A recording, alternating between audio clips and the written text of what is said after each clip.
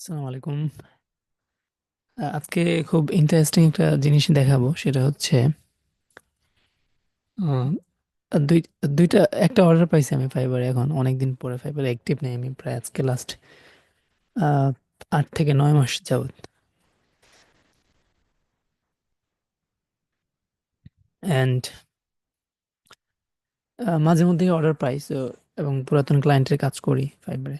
So আজকে হচ্ছে হঠাৎ করে নতুন একটা মেসেজ পাইছি ফাইবারে। আমি অ্যাক্টিভ ছিলাম না, আমার ইমেলে নোটিফিকেশন আসছে, তারপরে লগ ইন করে তারপর কথা বললাম, দেন হচ্ছে অর্ডারটা নিলাম। অর্ডারটা হচ্ছে, আমি যদি একটু এক্সপ্লেন করি, আমার ক্লায়েন্টের দুইটা সাইট। আমি যদি এই সাইটটা আপনাদেরকে দেখাই, দ্য নরিশ। সো এটা হচ্ছে এর সাইট। এই ওয়েবসাইটটা হচ্ছে শপিফাই দিয়ে তৈরি করা, এবং এই সাইটটাও শপিফাই দিয়ে তৈরি করা। দুইটা সাইটই শপিফাই দিয়ে তৈরি করা, এবং দুইটা সাইটের সমস্যা সেম সমস্যা। সমস্যাটা কি? সমস্যাটা হচ্ছে, আমি যদি একটু মোবাইলে যাই, ডেস্কটপে কোনো সমস্যা নেই, সব কিছু ঠিক আছে।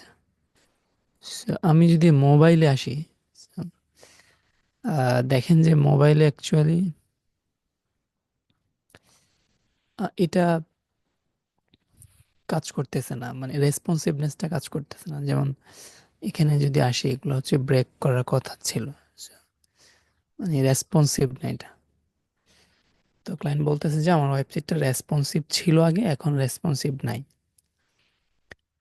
So, এইটার কারণটা অ্যাকচুয়ালি কি, যে আগে রেসপন্সিভ ছিল এখন রেসপন্সিভ নাই।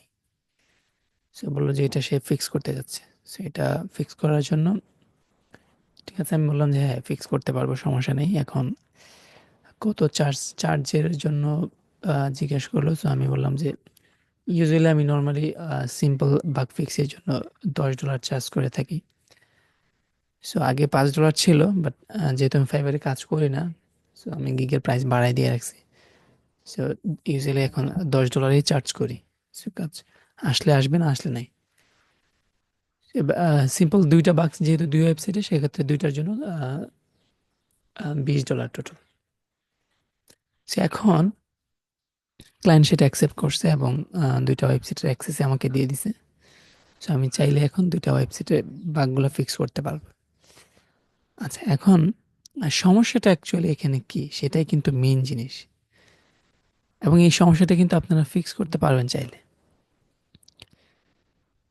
এখন সমস্যাটা বের করাটা একটু টাফ আর কি। প্রথমে আগে রেসপন্সিভ ছিল, এখন রেসপন্সিভ নেই, এটা কারণটা কি? কারণটা হচ্ছে, আমরা যখন কোনো একটা ওয়েবসাইটে কোনো একটা ওয়েবসাইটকে রেসপন্সিভ করি, তখন আমাদেরকে মাস্ট বি বিউপোর্ট মেটা ট্যাগ যেটা আছে, এই যে এই মেটা ট্যাগটা থাকতে হয়। So, এই ট্যাগটা যখন না থাকে ওয়েবসাইটের মধ্যে, তখন ওই ওয়েবসাইটটা রেসপন্সিভ থাকে না। সো ওই রেসপন্সিভের কোডগুলা কাজ করে না। সো আপনি সচরাচর কি করবেন? এখন আপনি হইলে জাস্ট ডিরেক্টলি রেসপন্সিভের জন্য কোড করা শুরু করতেন। বাট এখন আপনি যতই রেসপন্সিভের জন্য কোড করেন না কেন, এই ট্যাগটা যদি না থাকে আপনার এখানে, সো এই কোডটা আপনার এখানে কাজ করবে না। আমি একটা স্টোরের জন্য আমার ক্লায়েন্ট অ্যাকচুয়ালি অ্যাকসেপ্ট করছে, আর একটা স্টোর এখনো পেন্ডিং আছে। So, দুইটার অ্যাক্সেসই আমার লাগবে।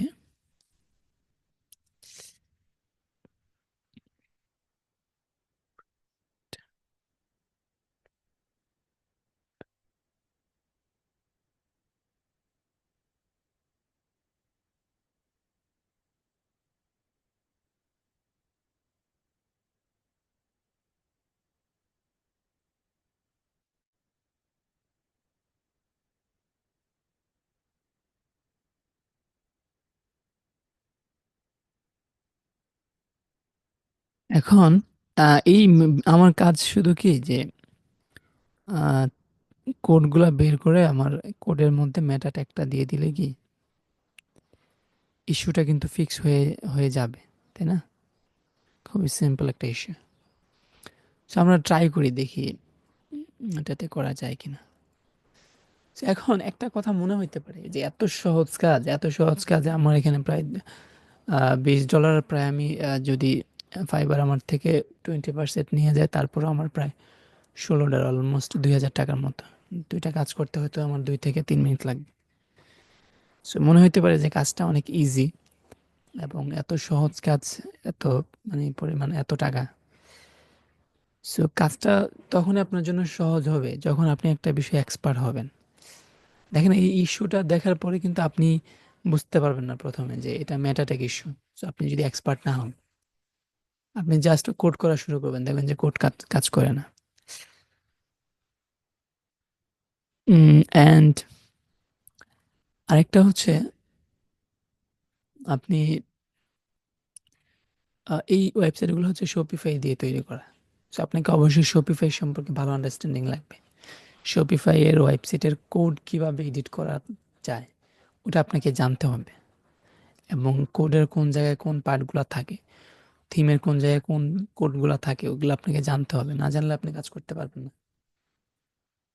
সো আপনাকে অ্যাকচুয়ালি ওয়েবসাইটের স্ট্রাকচার সম্পর্কে, কোড স্ট্রাকচার সম্পর্কে জানতে হবে, শপিফাই সম্পর্কে জানতে হবে, শপিফাইয়ের থিম স্ট্রাকচার সম্পর্কে জানতে হবে, শপিফাইয়ের কোড কিভাবে এডিট করা যায় সেটা সম্পর্কে আপনার জানতে হবে। সো এটা শপিফাই ওয়েবসাইট ছিল এই জন্য আর কি। সো এটা যদি শপিফাই ওয়েবসাইট না ওয়ার্ডপ্রেস ওয়েবসাইট হইতো, তখন কিন্তু ওয়ার্ডপ্রেসের থিম সম্পর্কে আপনার আইডিয়া থাকার দরকার থাকবে। এবং ওয়ার্ডপ্রেসে গেলে ওয়ার্ডপ্রেস হচ্ছে পিএইচপি দিয়ে তৈরি। সো আপনাকে ওয়ার্ডপ্রেসে কোড এডিট করতে গেলে অবশ্যই পিএইচপি জানা থাকা লাগবে। সো এটা হচ্ছে কি, এটাই বললাম যে আর কি আপনাকে কি বাগ ফিক্স করাটা কি এত ঝামেলা না, আপনি যখন কি এক্সপার্ট হবেন। এবং এই কাজটা আমি সহজ পাইছি এই জন্য যে আমার সব কাজই সহজ হবে এরকম কিছু না। সো অনেক সময় এমন হয় সিম্পল একটা কাজ, মানে মানে $5 একটা কাজ অথবা $10 একটা কাজ, মানে ওটা বাগ ফাইন্ড আউট করতে করতে, মানে বাগটা কি, মানে কোন জায়গা থেকে আসা হচ্ছে সমস্যাটা, ওইটা বের করতে করতে আমার দিন চলে যায়। সব সময় আবার সব কাজ ইজি হয় না, বাট অনেক দিন যাবত যেহেতু আছি লেনে, তো দেখা যাচ্ছে মোস্ট অফ দ্য পার্টি আমার খুব সহজ হয়ে যায়। আচ্ছা, সো আমরা একটু ট্রাই করি এটাকে ফিক্স করা, হ্যাঁ। সো এটা রেসপন্সিভের কোডগুলো কাজ করতেছে না। সো আমি যদি একটু এটার ওয়েবসাইটে তো আছি না, so এটা হচ্ছে সেলস চ্যানেলে আসতে হবে। হুম,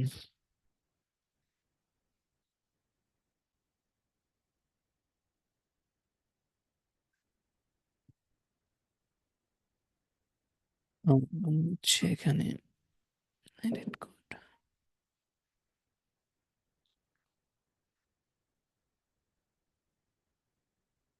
আমি যেটা করব, এই যে HTML এর মেটা ভিউপোর্ট যে ট্যাগটা আছে, এটাকে আমি দিয়ে দেবো। So আপনি দেখবেন যে এখানে অ্যাকচুয়ালি অনেক কোড আছে, জাভাস্ক্রিপ্ট দেয়া অনেক কোড আছে। সো এইগুলোর মধ্যে আমার রেসপন্সিভের কোডটা নাই। সো কেন নাই, আগে ছিল এখন কেন নাই, হয়তো কি করছে আগে যে ডেভেলপার এখানে কাজ করছে, ওই ডেভেলপার হয়তো এই কোডগুলা এখানে এই কোডগুলা হচ্ছে ইনসার্ট করা হয়েছে ম্যানুয়ালি। সো এই কোডগুলা ইনসার্ট করতে গিয়ে সে হয়তো মেটা ট্যাগটাকে ডিলিট করে দিয়েছে সামহাও। এটাই অ্যাকচুয়ালি সমস্যা। সো এখানে সে আরো কিছু ইমেজ অ্যাড করে রাখছে, যেমন কিছু কোড অ্যাড করছে টিকটক পিক্সেলের জন্য, ফেসবুক পিক্সেলের জন্য। এগুলো হচ্ছে অ্যাডের জন্য সে হয়তো কাজগুলো করছে। সো আমি যেটা করব জাস্ট একদম এত উপরে তো অ্যাকচুয়ালি স্ক্রিপ্ট ট্যাগগুলো নর্মালি হয় না। সো আমি যদি এখানে প্লেস করি, যেটা হবে যে সে আবার এটাকে সামহাও রিমুভ করে দিতে পারে। সো আমি রেন্ডার এই মেটা ট্যাক্সের মধ্যে যদি যাই, এই ফাইলটা অ্যাকচুয়ালি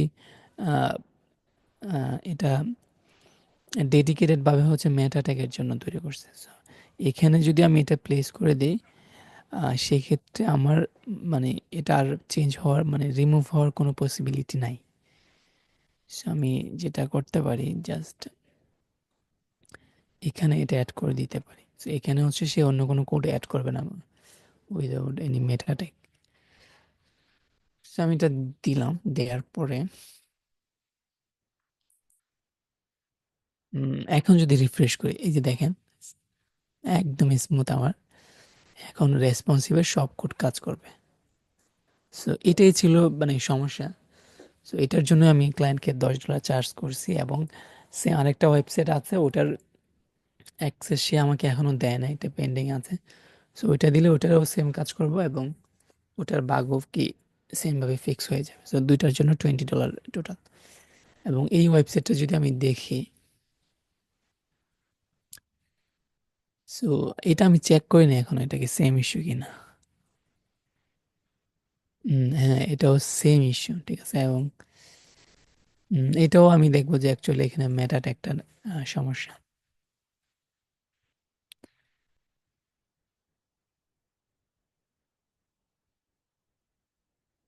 উম,